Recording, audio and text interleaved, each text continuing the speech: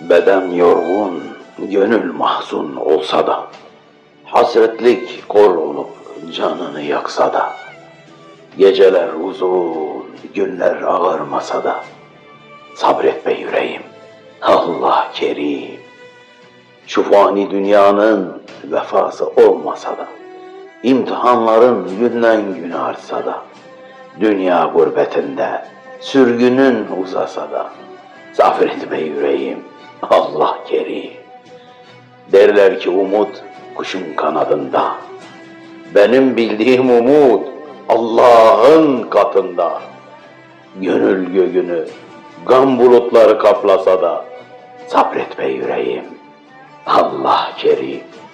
Boynun bükülüp rengin sararsa da, kader okları bir bir seni vursa da, ey ruhavi, hakikat canını acıtsa da, sabret be yüreğim, Allah kerim.